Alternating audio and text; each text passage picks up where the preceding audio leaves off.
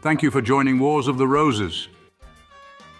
And this is the Book of the Dead by Manly P. Hall, an article taken from Horizon, the Magazine of Useful and Intelligent Living, Volume 5, Number 3, Winter 1945. The Book of the Dead by Manly P. Hall. This book is a great mystery.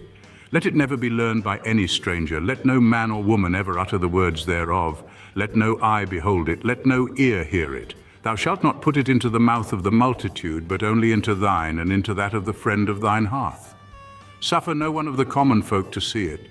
It shall provide food for the deceased in the underworld, and for his soul also upon earth. It shall make him to live forever and ever, and no evil thing shall gain mastery over him. From the Papyrus of the Royal Mother Netchemet. The surviving literature of ancient Egypt challenges the research student with a variety of problems. By far the larger number of papyrus rolls discovered to date consist of funeral texts. That is, they deal principally with matters pertaining to death, the condition of the human being in the afterlife, and magical formulas to preserve the soul from the dangers of the transition from the world of the living to the abode of the blessed dead. A few papyri of a scientific or literary nature are known, but even these are dominated in spirit by the psychology of the funerary texts. It would seem that death and the gods exercised a curious fascination over the mind of Egypt. This is true not only of the books, but of the inscriptions on the walls of palaces and tombs. The tendency of Egyptian rulers to mutilate the historical records of their predecessors may account in part for the scarcity of records relating to profane history.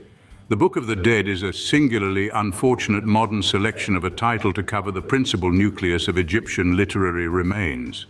The reason for the designation is obvious, but the impression created is strangely inadequate. The text is dominated by a spirit of transcendental magic. It is a guide to conduct in the world to come, and bears witness to the basic ethical convictions of the ancient Egyptians. Although usually buried with the dead, inscribed upon the walls of the tomb or written upon the mummy cases and burial wrappings, the texts were equally important to the living. It may be assumed that the Book of the Dead was essentially a scripture inspiring to a life of virtue and equipping the believer to face his spiritual future with a good hope. The Egyptians preserved the secrets of their religious philosophy so successfully that no satisfactory account of their theology, cosmogony, or anthropology has descended to us. It may be assumed from the mortuary texts that the Egyptians possessed a highly organized mystical and philosophical tradition. We must depend, however, upon later writings such as those of Plutarch for an explanation of the earlier doctrines. Religion was practiced in the form of state mysteries. These were celebrated under the oath of secrecy, and so complete was the veneration of the people that the required silence was never profaned. The Rosetta Stone given to the world of scholarship by the foresight and insight of Napoleon I unlocked the mysteries of the Egyptian language. It seemed for a moment that the veil had been torn from the old sanctuary and it only remained to decipher the monuments. After the first enthusiasm had worn off, it became evident that the Rosetta Stone created several new difficulties for each of the old problems that it solved. Certain hieroglyphical groupings could be read, but the psychological implications and overtones were lacking. In fact, the Egyptologist is still without any adequate means of interpreting the life, beliefs, customs, and religions of the peoples inhabiting the valley and delta of the Nile. For instance, what impelled the Egyptians to bury the Book of the Dead with the remains of important persons? The manuscripts themselves differ widely, and with the passing of time, the texts were generally corrected. Only a few of the most important papyri may be said to be even approximately complete. For the most part, the rolls contained extracts and fragments, and the extent of the manuscripts are in ratio with the wealth and importance of the deceased. A papyrus such as that of the priest Ani, now in the British Museum, is a magnificent and elaborate production. The vignettes and scenes are vividly colored, and the representations of the priest Ani are probably portraitures. Such a scroll was undoubtedly prepared especially by the scribes of an important temple. More commonly, however, it would seem that the texts were prepared in quantity. Possibly many temples maintained staffs of scribes whose principal duty was to write out funeral texts. The copies of various lengths and qualities of workmanship were available at all times, and at a variety of prices. After the selection of an appropriate role, the priest then inserted, in spaces left vacant for the purpose, the name and titles of the deceased. In some instances, one or two figures representing the dead man or woman might also be added to the prepared form. The majority of the manuscripts were written in black, only although red may occur in a few places. Was it assumed that the presence of this manuscript brought unusual comfort to the soul of the departed? Did the soul require the assistance of this book as a guide to deportment, or as a source of certain prayers and incantations? In substance, was it the text that was useful, or was it the mere presence of the roll that was indispensable? Egypt shared with other ancient nations the practice of burying with the dead articles and utensils, which would add comfort and convenience to the establishment which the deceased would set up in the other world. It is difficult to imagine that the Egyptians, a highly cultured people, could have believed that physical furniture could have been useful in the metaphysical sphere beyond the grave. Certainly, they robbed their own tombs with enough regularity to demonstrate that the furnitures and fixtures remained useless in the sepulchre. Let us go back a little into the records of primitive beliefs. Prior to the time when men believed in a heaven world somewhere in extra-dimensional vistas, they assumed that the dead continued their existence under the ground. The tomb itself was the house of the dead. Here, the departed pursued the interests which had dominated him during life. Naturally, friends and relatives desired the happiness of the departed one. If he had been a banker during life, he would require his scales and banking table when he awoke from the sleep of transition and, tidying up his tomb, resumed his usual activities. The warrior would feel lost without his weapons, his armor, and perhaps his favorite horse. The aristocrat would require his best clothes, favorite ornaments, and likely enough a servant or two. Therefore, slaves might be buried with him. Almost anything which had been useful or important during life, from food to a favorite wife, would contribute to the well-being of the illustrious departed. The factor of propriety was also considered. A successful man could not be expected to face the abstract problems of eternity without the style to which he had previously been accustomed. Why should anyone labor for years to accumulate unless he can take with him the products of his endeavors? Incidentally, this question has not been entirely answered to the satisfaction of moderns. We are still afflicted with the morbid probability of departing empty-handed from this vale of tears after devoting the best years of our lives to the improving of our material estate. Somewhere, sometime, a new dimension was added to man's perspective toward the afterlife. If the deceased became a spirit, then he required not material but spiritual furniture to comfort him in his new abode. Chairs and tables and chariots and various utensils and implements, though in themselves inanimate, also had spirit forms.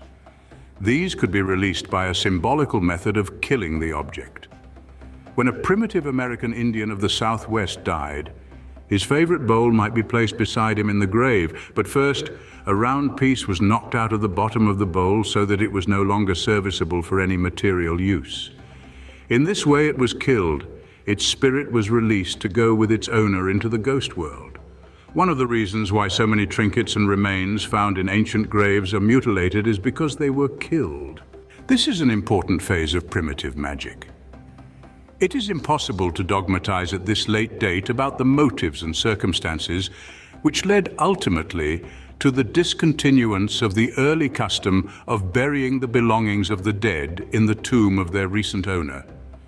If human nature was the same long age as it is today, utility may have dictated a reforming policy. Good furniture, fine raiment, and costly jewels were of greater use to the living than to the dead. Why deprive survivors of their rightful heritage and lock a variety of valuable belongings in the oblivion of the tomb? Why again so load these vaults with treasures that grave robbers were tempted to desecrate the tombs and disturb the rest of the hallowed dead? To meet this change of viewpoint, and still supply the deceased with the luxuries befitting his estate, it became fashionable to substitute models for the original articles. This also allowed a much wider variety of objects to be enclosed in the vault. Miniature houses, ships, and whole retinues of diminutive clay dolls brought their spirits to the tomb. Flocks of clay sheep, little wooden chairs and tables, reasonable facsimiles of jewels and implements were stored away to become the wealth of the dead. During the dynastic periods in Egypt, these small models, including representations of the deceased himself, gods and godlings, and symbols of hope and immortality, were ranged with lavish profusion in the chambers of the tomb. In the case of the pharaoh or other persons of exceptional prominence, actual treasures were sealed in the tombs. For the rest, the models and figurines served the same purpose, rejoicing the spirit which awoke from the sleep of death to find itself in an accustomed and congenial environment. The Egyptians did not mummify all of their dead. This dignity was reserved for persons of wealth and quality. The population in general followed the primitive practice of interring bodies in a circular hole of no great depth. The body was placed in the opening with the knees drawn up under the chin, either seated or lying on one side. The posture symbolized the position of the embryo in the womb. For the grave, which marked the end of mortal life, was the place of rebirth into the heaven world beyond. Thus, the tomb became the symbol of the womb. As time went on, either changes in the religious temper of the people or that curious indifference which marks the descent of funerary rituals resulted in further modification in the burial rites. The miniature objects and utensils were no longer prepared with great care. Apparently, it was enough merely to indicate the nature of the object represented.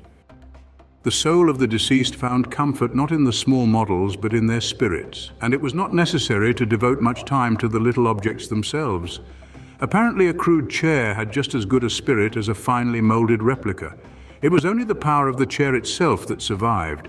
By magic, incantation, and ritual, the crude clay representation could be endowed with all the qualities necessary, so the model gradually gave place to the picture, which was a magic form on paper or papyrus. The picture, in turn, was modified into a word, which gave the same sense of security to its late owner. He enjoyed reading the list of his earthly belongings just as much as their actual presence. A friend of mine who had devoted some years to research in Egypt told me that even the Book of the Dead might be represented in the tomb by a miniature roll of blank papyrus made into the usual shape and therefore symbolizing the book. It does not appear, however, that this modification attained universal popularity. Some of the scrolls are so badly done that they are little more than symbols of the actual work. At this time, there is not enough information available to clarify entirely the status of the Book of the Dead in the life of the old Egyptians. Professor Breasted, the most distinguished Egyptologist, told me that he was convinced that this book contained the ritual of a sacred drama performed by the living in the secrecy of the ancient temples. He justified his remarks by saying that he had personally examined the manuscripts of this work, which had been marginated with prompter's marks and notes indicating entrances and exits. The ritual was evidently part of the primitive mask cult. When a priest, or even a consecrated layman, put on the mask or likeness of one of the gods he became, by virtue of the magic of sympathy, identical with that god. The various persons of the Egyptian dramatic ritual put on the masks, crowns, and regalia of the divinities and carried the symbols associated with these divine beings. Immediately, these priestly actors became the very gods they represented, which accounts for descriptions found in old writings in which initiates in the state mysteries declare that they had been in the presence of the gods and had conversed with them. It should not be supposed that these masked priests were party to an imposture or deceit. The supplicants were fully aware that human beings were wearing the masks, but they were also convinced that the wearer was united to the gods, was possessed by the gods, and by a mystical transubstantiation might bestow the virtues of the gods. The pyramid texts are early inscriptions, largely incantations discovered on the walls of the royal tomb of the 5th and 6th dynasties at Saqqara. These inscriptions are the oldest source of our knowledge about the funeral magic of Egypt. The inscriptions have been translated, but the translations are now regarded with certain reservations. Gradually, over a long period of time, covering an interval of nearly 3,000 years, fragments of prayers, incantations, magic rites, mystic symbolism, and abstract philosophical notions flowed from diverse sources into a common repository or reservoir of literary remains, the conglomerate mass we know as the Book of the Dead. The texts abound in repetitions, and there are not a few discrepancies. Different chapters and verses have widely different origins in terms of both place and time, and a variety of psychological elements are mingled in what appears to be hopeless confusion. The Book of the Dead gained prestige and importance as it became more obviously a monument of ancient times. We normally invest antiquity with an aura of prestige. A thing that is old is rare, that which is rare is valuable and highly prized. Gradually, origins are forgotten and the work itself emerges as an indisputable authority, supported by an antiquity of tradition. No people as highly civilized and as intellectually mature as the Egyptians could fail to recognize the necessity of clarifying its own traditions. Between the 18th and 20th dynasty, the Egyptians seem to have attempted to edit and revise their Book of the Dead. This revision is called the Theban Recension. The manuscripts continue to differ in contents, but this difference takes the form of omissions from a dominant text. It seems, therefore, that a prime text had been drawn up and decided upon. This approved version became the source of the manuscripts by various priests. The text could be and was abridged in various ways, but these abridgments do not represent versions but extractions from a dominant version. The recension brought conflict to an end, eliminated repetition, and changed the status of the whole work.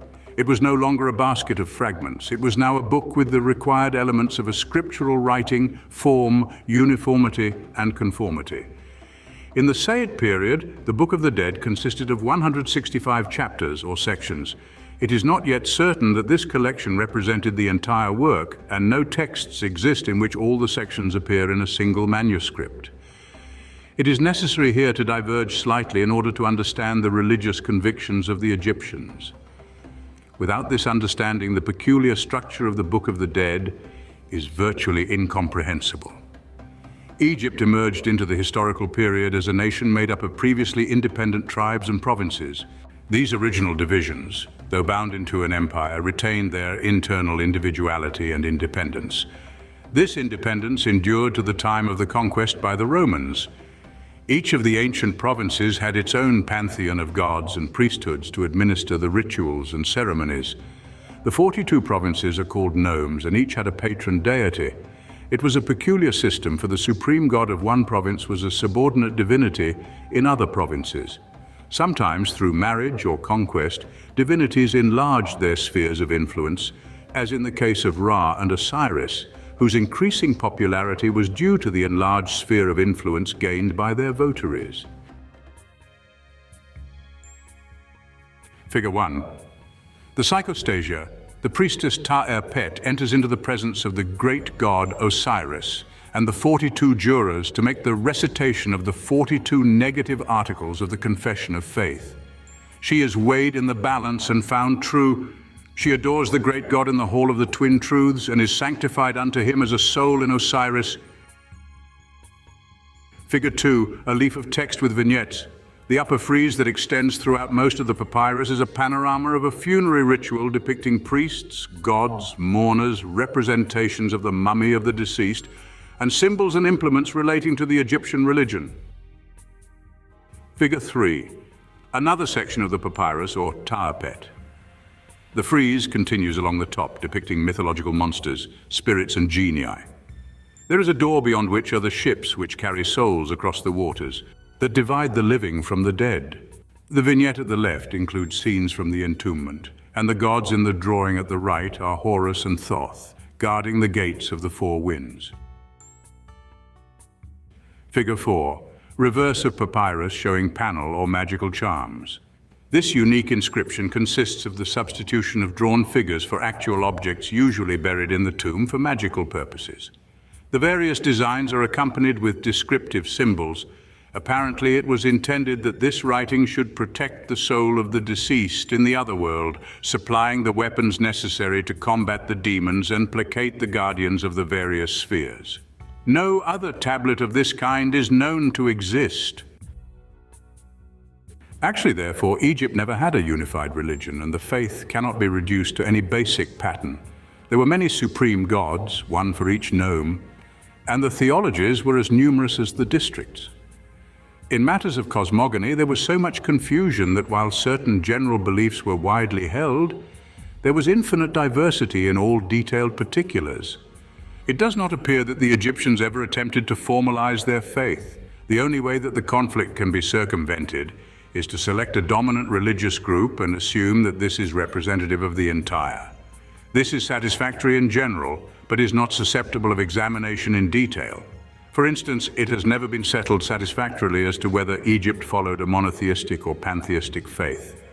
Certainly there were many gods, but it is quite conceivable that each of the nomes practiced monotheism, that is, recognized one supreme deity. This provincial monotheism became a state pantheism as the power of the central dynasty grew. Egyptian democracy included a democracy of divinities, a theological form of state rights. Osiris, Lord of Amenti. In the Book of the Dead, the soul of the deceased is judged by a jury of 42 divinities, and these may be related to the principal gods of the 42 provinces, each of whom has a seat on the Supreme Council and is judge over one of the 42 divisions of the negative confession of faith. This negative confession is the code of Egyptian morality and ethics, and it is interesting that it should be divided into the same number of parts as the empire itself. Egypt gradually came under the influence of the religious beliefs of neighboring cultures and civilizations. In addition, therefore, to the indigenous gods, there were a number of foreign deities partly assimilated into the various local pantheons. For a detailed consideration of this problem, the reader is referred to The Gods of the Egyptians by Sir A.E. Wallace Budge. The most popular deity of the Egyptians was the god Osiris. It appears that originally he was the local divinity of the province of Busiris. As the distinguished Egyptologist Mariette Bey has pointed out, this deity is seldom referred to in inscription prior to the 6th dynasty. By the 12th dynasty, Osiris was fully established as Lord of the world of the dead, and by the 18th dynasty, his cult reached a place of dominance in the spiritual life of the Egyptian people. It would not be correct to say, however, that in all the provinces he was accorded equal honors. Osiris is certainly a form of the universal savior divinity. He combines both human and divine attributes, and it was believed that in a remote time he had ruled over Egypt as a divinity king. Though by nature a god, he was born into the physical world to become a benefactor of humanity. He taught his people the mysteries of agriculture and instructed them in the use of the sacred water of the Nile. It was Osiris who designed the elaborate system of canals, irrigation ditches, and set up the laws for the equal distribution of the water. He devised an instrument to measure the inundations. This is called the Nilometer, and because of its shape, this device was identified with a cross of life. The good Osiris brought peace and order to his kingdom, and then, accompanied by a vast retinue of physical heroes and divine creatures, he journeyed forth to convert the whole world to ways of peace and honor. The powers of evil in the form of Typhon conspired against Osiris and finally destroyed him. He died the death of a mortal being and was buried in the tomb. But after 3 days he rose from the dead to become the judge of the living and the dead. He rose, however, not as a mortal but as a spirit, and as a spirit appeared to his sister, widow Isis. This goddess conceived of the Holy Spirit and brought forth a son by an immaculate conception. This son was named Horus. He was a widow's son, and in him Osiris himself returned to the world. There is a question as to whether Horus was identical with his own father, but certainly Osiris dwelt in him and through him performed the great work of salvation. Horus assembled the army of the elect, which is called the army of the sons of the Golden Hawk. In the last great war, the followers of Horus overcome the evil legions under Typhon and restore the Golden Age. Osiris, then, is the dying god, the world sacrifice, the pledge of righteousness. He is usually represented with his body wrapped in mummy cloths, signifying death and the grave. But from the mummified body emerges the head, shoulders, and arms of the living god. At a fairly early date, Osiris was identified with the soul of the world and of nature. He was life imprisoned in form, vitality, mysteriously locked in the dark shell of substance. He was the germ in the seed that cannot live again unless it dies. Some writers believe that his cult originated among an agricultural people and that the god himself represented growing grain. There is at least one figure of the deity known in which he is shown with his body entirely covered with sprouting plants. It was part of Egyptian ritual that the dead were immediately identified with Osiris. When a man died, his old identity ceased, and his spiritual nature, which survived the grave, was referred to simply as Osiris. This adds considerable confusion to the mortuary texts, for the deceased person always speaks as Osiris, and may address the god as Osiris to Osiris. The soul or spirit double of the human being was called a ka, and the hieroglyph for it was in the form of upraised hands. This ka was strangely dependent upon physical conditions even after it had departed from the mortal life. It required food and depended for its happiness upon rites and ceremonies by the living. The ka was also sorely distressed if his tomb was violated. Severe penalties imposed for the desecration of tombs would indicate that grave robbery was common and constituted a distinct problem among the ancient Egyptians. We have already mentioned the various articles buried with the dead to comfort the estate of the ka. To the previous description may be added the Ushebti figures. These were little images from 1 inch to 12 or 14 inches in height. They were made of wood, clay, or faience, and in design resembled small mummies. These little figures were usually inscribed with prayers and magical formulas. Several hundred might be placed in a single tomb. When the ka required any labors to be performed which were distasteful to it, it could call upon the souls of the Ushebti, and these, like obliging little gnomes, would hasten to accomplish the necessary task. The ka required numerous rituals performed by surviving relatives and friends to assure its security. Failing to receive this assistance, it might become vengeful and punish those who failed to perform their duties. Like the Christian soul in purgatory, the ka needed the consolation of its faith and the Egyptian equivalent of the Mass for the dead. Before the ka could enter the place of peace, the Amenti or Elysian fields, it must stand in judgment before the god Osiris in the great hall of the Twin Truths.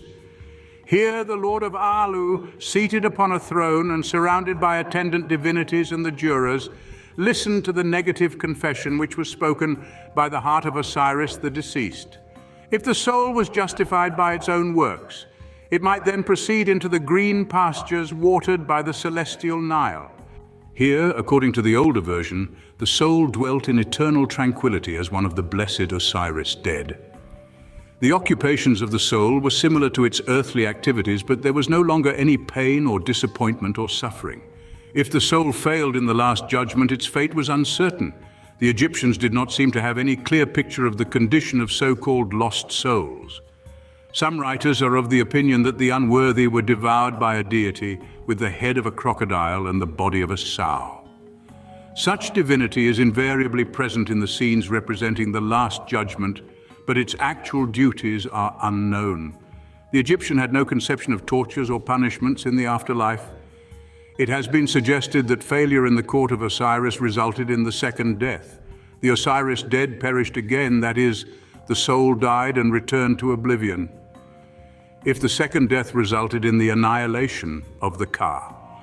This may account for the absence of any further details about the subject. In the sphere of mystical speculation, the crocodile sow goddess is believed to represent the material world. If so, the soul may be swallowed up again in matter, that is, reborn in the physical condition. This would imply that the Egyptians accepted the doctrine of rebirth. The point is of interest, but actual proof is lacking. From these notes, we are now equipped to interpret, in part at least, the symbolism of the Book of the Dead, which is concerned with the circumstances occupying the period of time between the moment of decease and the final appearance of the Osirified soul before the god in the Hall of the Twin Truths. This transition was a most complicated affair and required familiarity with various prayers, invocations, hymns, magical words, and mortuary rites. Wealth and position seem to have complicated this after-death adventure. The rich and the powerful required elaborate instruction, but a few simple fragments of advice sufficed for the poor and lowly. Perhaps these latter had to depend on their own wits or were peculiarly favored in the afterlife to compensate for their lack of material advantages. In these details, the Egyptians were not so different from the followers of more modern faiths. The cost of dying has always been in proportion to the means available. It was during the later Saite period that the mortuary rituals known as the Book of the Dead received a name in Egypt by which the manuscript should be known today. The entire corpus was called the Book of the Opening of the Mouth and the Coming Forth by Day. The meaning was obvious. The soul which abides by the laws set forth in the manuscript does not wander in darkness, Rather, it dies with good hope and goes forth in the light of truth. Darkness signifies ignorance. Day represents light, the light of the mind and the light of the soul. To go forth by day is to abide in the light. Although there are a number of fine papyrus rolls of the Book of the Dead, the most celebrated examples are available only in European museums. Smaller collections of early writings and private libraries are usually limited to fragments. The Egyptian government will not permit any antiquities bearing text to be exported from the country. Occasionally, an exception is made when a better example of the exact text is already in the national collection. Probably this is because there is a growing conviction that the mysteries of Egyptian writing have not yet been completely solved, and fragments now regarded as comparatively unimportant may in the future prove immensely valuable. We are therefore extremely fortunate in having an almost complete manuscript of this valuable sacred writing in the library of our society. We say almost complete because, as in nearly all known examples, there is a certain amount of deterioration due to age. As these manuscripts were rolled into the cloths bound around the mummy, the gums and spices used in embalming affected the papyrus, especially the outer parts of the roll. With the exception of this type of damage, the manuscript is complete. It is written in the almost imperishable black ink of Egypt upon a good grade of papyrus. It is approximately 10 inches wide and 23.5 feet long. From its size, we realize that it contains only extracts from the larger corpus of chapters. The manuscript in Turin, which is similar in style, extends to a length of 165 feet. Here is the evidence that the size of the manuscript was determined by the importance of the person for whom it was made. We are fortunate, however, in the fact that our papyrus is illustrated with many vignettes and hundreds of small figures forming a panorama of the mortuary ritual extending along the top of the papyrus.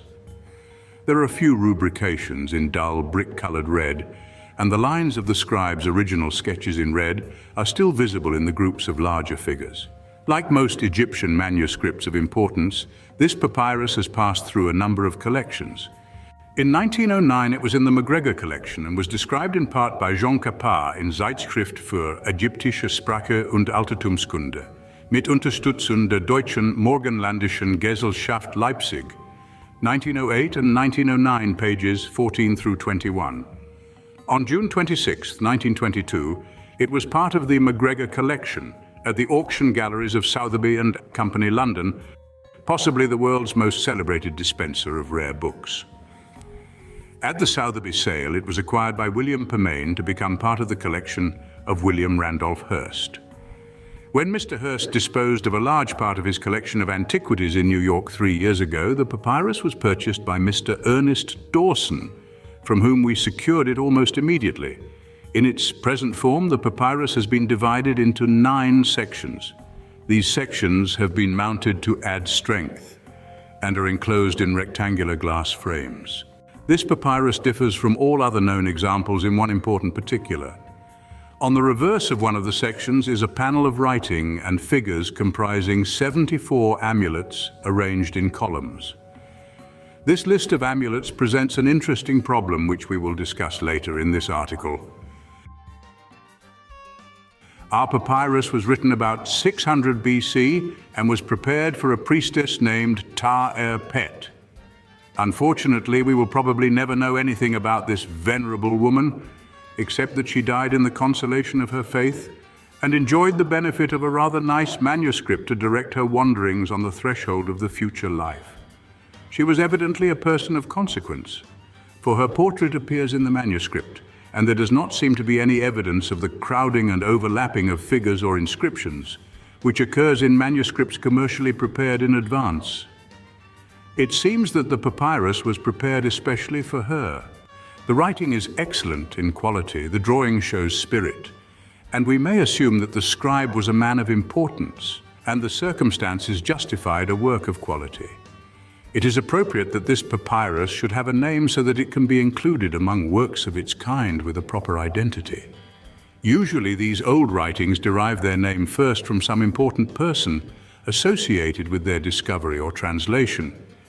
But importance is relative and distinction is fleeting. And in the end, the majority of the old rolls come to be designated by the name of the person for whom they were originally prepared. We suggest, therefore, that this Book of the Dead be officially known hereafter as the Papyrus of T-pet. Generally speaking, it is not profitable to translate copies of the Book of the Dead except for very critical reasons. One of the standard versions from the more complete rolls serves the purposes of the average scholar. Those interested in the text should therefore consult the Book of the Dead by Sir Wallace Budge, who has given a complete translation of the magnificent papyrus of Ani in the British Museum. The greater interest lies in the illustrations, which often show important variation, and in the case of our papyrus, the collection of amulets and related matters on the reverse.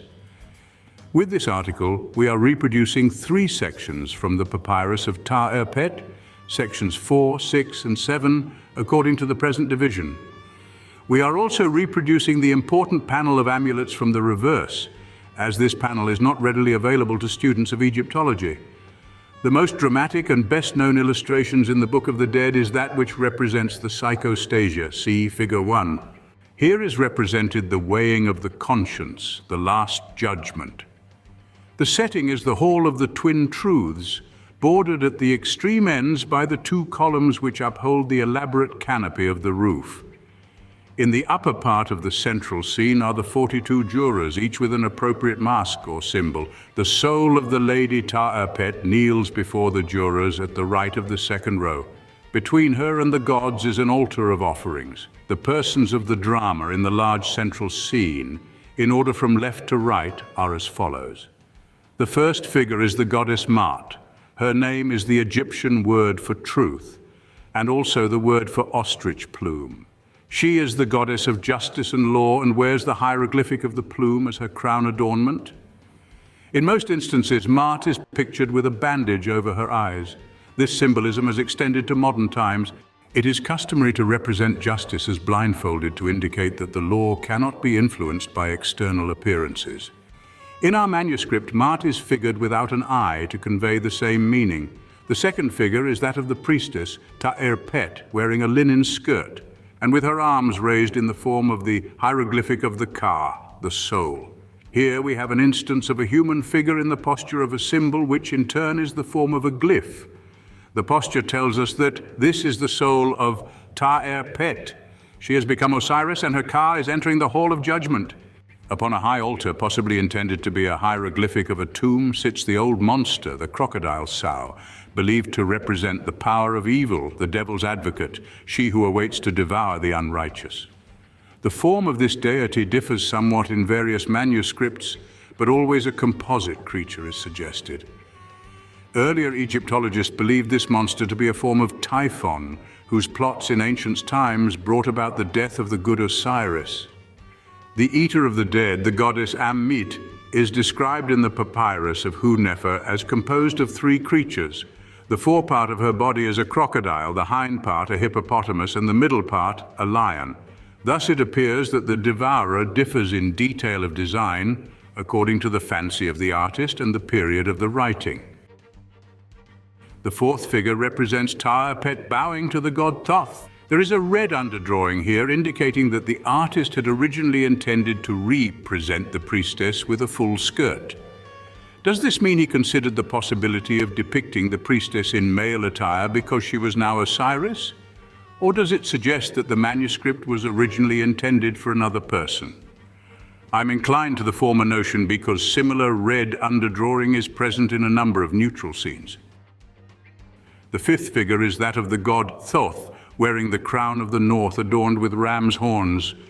Thoth wears also the mask of the ibis, the bird always associated with him. He carries in his right hand a writing tablet and in his left a sharp instrument, a brush or stylus. These are his usual emblems, for he was dignified as the scribe of the gods and the lord of the writing tablet. Upon his tablet were inscribed the words, "That which has been will be, I have spoken." The figure of Thoth is very well delineated, and he is present to record the findings of the divine jurors. He is the keeper of the book of life, in which he writes the names of the blessed souls who have merited the afterlife. Thoth is the reputed author of the Book of the Dead, and his spirit is the writer of all that has been written by all of the wise of all times. Thoth is the personification of wisdom and of the memory that knows all things. The next group consists of two deities, Anubis, the jackal-headed, and a figure probably representing Horus, the golden hawk. Between them rises the central support of the great scales, and on the beam above sits the cynocephalous ape, the genius of just weights and measures. He is seated squarely in the center to preserve the balance and faces Osiris. Anubis is the guardian of the souls of the dead. He is also the guide who conducts the deceased through the various passageways of the underworld. He is a benevolent deity who brings the dead in kindness to the house of Osiris. Horus may be present in the capacity of the intermediary. He pleads with his father for the souls of the blessed dead. He is Osiris, reborn of sacrifice, ever tender toward the frailties of mankind, ever forgiving and interceding for the weakness of the flesh. The scales themselves end in small pans. In the left pan rests a small urn representing the heart of the priestess T-pet. It is the lips of the heart that speak the confession of faith, and as each of the 42 negative statements of belief is given, the judges watch the balance which will shift its weight if any untruth is spoken. The opposite pan of the scale contains a small seated figure of the goddess Mart, identified by her ostrich plume. The heart, therefore, is weighed against justice, and its words are weighed against truth. We have mentioned the negative confession. This term has been applied because all of the statements are expressed in negative terms and are addressed in turn to the 42 judges. For example, O Amsu, I have not been angry without reason. O Basti, I have not caused tears. O hewer of timbers, I have not murdered. O consumer of shadows, I have not robbed. We may infer that the deceased priestess has passed the test successfully, for she appears again at the right of the scales, bearing in her hands vessels of offerings. One urn contains a liquid which she is pouring upon an altar, and the other is an incense burner, according to Budge, from which rises what may be intended to represent a curved thread of smoke.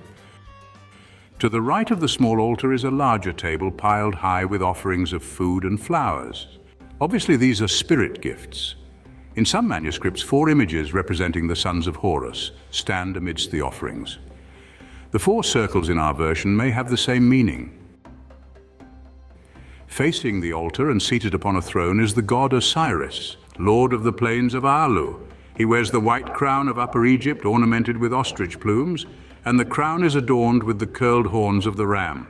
Osiris carries the hek and the nikhek, the shepherd's crook and the scourge. The crook is the ideogram of the word meaning to rule. Somewhere this symbolism ties in with the legends of the shepherd kings and signifies the priestly office of rulership. The pharaoh was the shepherd of men, and Osiris was the shepherd of souls. The scourge represents temporal authority over the bodies and persons of the governed. The Egyptians interpreted these symbols to mean restraint, the crook, and inciting to progress, the scourge. The face of Osiris is black, and he wears the ceremonial beard. The dark face indicates that he is god of the underworld and regent of the dead. Darkness conveyed to the Egyptian the quality of being concealed or difficult to know, obscure or secret. The body of Osiris is bound with mummy wrappings as a further indication of his association with the funerary rites. The peculiar formation, which appears to be the back of the chair, is worth noting. Perhaps no special symbolism is implied, but the regalia of the priest-king included the tail of a lioness. It may be that the design, hieroglyphically conventionalized, is meant to suggest this ritualistic appendage. Behind Osiris are 2 female figures representing the sister goddesses Isis and Nephthys. Each of these deities wears her ideogram as a headdress. The headdress of Isis is the empty throne chair of her murdered husband Osiris, and the headdress of Nephthys is a house with an extending roof. These 2 goddesses wept at the bier of Osiris and are nearly always present standing behind the god in representation of the psychostasia. They are probably present as mourners, for the souls of the dead rejoice in receiving sympathy and consolation in the great hour of trial. Isis and the infant Horus. Following an appropriate rule evolved by Egyptologists, the deceased person, having become Osiris, must in some way be distinguished from the god for purposes of description and explanation. This is done by combining the word Osiris with the first letter of the name of the deceased. The priestess T-pet in the ritual therefore becomes Osiris T. There can be no doubt that the great judgment scene has a profound mystical significance. After the death of the personality, the deceased person ceases to bear the name which belonged to the body. The ritual is the quest of the overself. In the most hidden parts of man dwells his own reality, his eternal being, his real self. This hidden spiritual nature is Osiris. The death of the god describes the imprisonment of the spiritual self in the world of material illusion. Osiris T, the deceased, is the personality, a psychological complex produced by the experiences of material life. After death, the personality goes in search of its real self. If it is worthy by nature to discover itself, the personality is then identified with its own divine nature and becomes Osirified. If the personality be unworthy by his own temperament to know the mysteries of the self, then it wanders in vain and ultimately perishes. Whether the personality survives or not, the great self, Osiris, continues unchanged and sends forth other personalities. This process continues until a personality is created that is capable of experiencing conscious union with the overself. This union bestows immortality upon the personality, which then becomes an incarnation of the god. These incarnations are the elect, the blessed sons of the light, the initiates of the mysteries. The ritual, therefore, is an experience in consciousness. The individual approaches his own universal. He seeks his hidden father in the house of the secret places. The Egyptians believed firmly that the personality can survive only when it is united in consciousness with its own principle. The world of the blessed is not actually a place, but a state of being. Those who are united with their own spiritual selves abide in peace. The plains of Alu symbolize the condition of internal tranquility. Unless the personality can attain to the realization of its own divinity and unite its own soul with the world soul, it cannot abide in its father's house. Figure 2 is a typical section from our papyrus. The upper frieze consists principally of priestly figures supplicating the gods and presenting offerings. The large central vignette, divided into 8 compartments, presents points of special interest. The 4 larger rectangles contain 8 animals upon pedestals resembling tombs. These are the 7 white kine and the black bull, and the design usually forms a vignette of the chapter of the Book of the Dead entitled "The Chapter of Providing the Deceased with Food in the Underworld." In the Papyrus of Nu, the deceased addresses the 7 kine and the bull by name, saying, "Hail, ye cows and bull, grant ye cakes and ale, and offerings of food to the Osiris Nu, and supply ye him with food." The black bull may be Anubis, whose worship centered in Heliopolis, the city of the sun. Anubis was a form of the sun god Ra, and the panels represent one spiritual power and 7 bodies or shadows of that power. Perhaps the meaning is astronomical, or more likely it is the spiritual self and the 7 bodies of the self recognized by the Egyptians in their division of the metaphysical constitution of the human being. The 4 smaller panels at the left contain the figures of the sons of Horus, each accompanied by an all-seeing eye. With each of the sons of Horus appears a curious symbol, probably intended to represent the rudder of a ship. The rudders are symbolical of the 4 cardinal points of the heavens, and each in turn, according to its direction, is addressed by the deceased in this form: "Hail, thou beautiful power, thou beautiful rudder of the northern heaven. If the words are correctly spoken, the god Ra shall become a rudder to guide the soul through the mysteries of the disk, that is, the heavenly sphere." Figure 3 helps to clarify our understanding of the arrangement of the contents of the tomb. At the left are 4 rectangular frames containing scenes. The upper rectangle shows the mummy lying upon the iron couch. Above is the bird of the soul, the Bennu, or Egyptian phoenix, symbol of immortality. Under the couch are the 4 Canopic jars, each with its appropriate genie represented on the lid. From left to right, the masks of the jar lids are as follows. First, Keboyus Snoof, guardian of the liver and gallbladder with the head of a hawk. Second, Snoof, protector of the heart and lungs, pictured with the head of a jackal.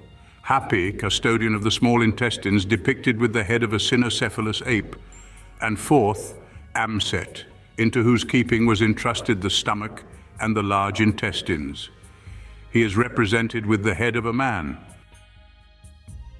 Directly beneath this figure is another showing the mummy lying upon the couch, while above it hovers the human-headed hawk, a symbol of the soul of the deceased. The lower designs show offerings made possibly to the soul of the dead person. The frieze of this panel contains a number of interesting symbols and is typical of manuscripts of the Saite period. There are gods, priests, and various symbols, prominent among which are the ships that carry the soul across the river of death, upper right. The large illustration at the right shows the two deities Thoth and Horus. The upper panel is duplicated below with the deities reversed. The large illustration at the right appears to be a variant of the vignette for the chapter of the Book of the Dead entitled The Chapter of Forcing an Entrance into Heaven. In the Papyrus of Neferuben F, the god Thoth is represented opening the doors of the four winds.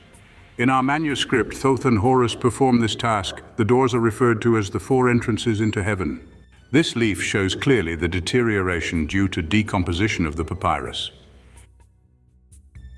Figure 4 is the reverse of one of the panels showing the important selection of magical charms and figures by virtue of which this manuscript is unique. In explaining this panel, we will have reference to Jean Capart's article in the A.G. Zeitschrift mentioned earlier. The list of amulets is partly bordered with sections of chapters 7, 8, 15, and 17 of the Book of the Dead. The list of amulets is disposed in regular squares placed in vertical columns of 5 amulets. The scribe gives first the name of the amulet, then the design of the accompanying amulet, and then the number. The squares that are sufficiently compressed in the first line spread out little by little to the detriment of the ensemble. In several places we notice proof of the little care with which the scribe has executed his work, inverting now and then some figures, altering some words. One may ask why the list of amulets was written on a papyrus of the Book of the Dead. That is a new stage in the evolution of amulets. From real objects, they have become diminished progressively in size to small figures of a few millimeters in height, more often in gold. When one judges that their configuration alone was sufficient, the designing of the list on a papyrus placed with a mummy was believed to put at the disposition of the defunct all the arsenal of amulets, which at that epoch constituted, as has been said, a veritable magical armory about him. The transition from amulets in gold to the amulets designed on papyrus is furnished us by a class of monuments of which I shall be content to cite one specimen. It concerns little leaves of gold on which are engraved images of the amulets. This plaque is in the British Museum. In simple words, our papyrus is believed to be the only example of the writing of the forms and symbols of amulets, usually accompanied by the word signifying gold, on the blank reverse of a papyrus of the Book of the Dead. This panel of talismans served the purpose previously filled by enclosing the magical articles themselves in the sepulchre. We cannot look upon this ancient monument of Egyptian religion without feeling strangely close to this old people. Thousands of years ago, they were struggling toward an understanding of the spiritual mystery of life. That they attained greatly, we cannot doubt, for they have left in the negative confession a standard of morality and ethics which the modern world would find difficult to maintain. As we read this confession, we cannot but wonder how many of us could, speaking truthfully from the heart, deny that we had ever injured another person, been envious of his goods, or attempted to corrupt the public welfare for our private purposes. How many of us can say that we have never been angry, never unkind, and never failed to help the needy? Yet these and many other requirements were part of the Egyptian way of life. In the last day, when the soul stands in awful judgment before the throne of the great Osiris, it speaks the words of truth in the presence of the jurors of the dead, saying, "I have never sinned in my heart, I have never failed in my task, and I have never doubted the abiding glory of the gods." Thank you for watching, and please don't forget to share, like, subscribe, and comment. And if you can, please consider donating to Wars of the Roses. Links to PayPal and Patreon are in the description. Thank you so very much.